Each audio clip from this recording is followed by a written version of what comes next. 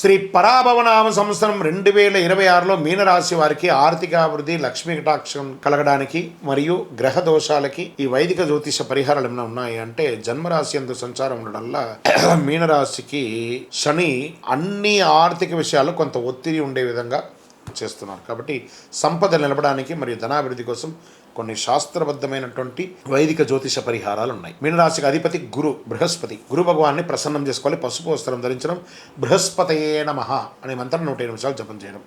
దీనివల్ల అదృష్టం పెరుగుతుంది, ఆర్థిక అవకాశాలు పెరుగుతాయి. శని శాంతి పరిహారం చేసుకోవాలి. 19,000 సార్లు జపం చేసుకోవాలి జన్మశని ప్రభావం తగ్గడానికి. ఎందుకంటే జన్మంలో శని కూర్చొని ఉన్నాడు. ప్రతి శనివారం నవగ్రహాలకు వెళ్ళడం లేదా శనీశ్వరాలు వెళ్ళడం, నల్ల నువ్వులతో దీపం వెలిగించడం, నల్ల నువ్వులు లేదా నల్ల దుస్తులు ధరించడము ఆర్థిక అడ్డంకులన్నీ తొలగుతాయి. దీనివల్ల ఖర్చులు నియంత్రణలో ఉండే అవకాశాలు ఉన్నాయి. లక్ష్మీ కటాక్షం కోసం ప్రతి శుక్రవారం ప్రతి శనివారం నువ్వుల నూనెతో దీపం వెలిగించండి. దేవాలయంలోనూ మీ ఇంటిలోనూ వెలిగించండి.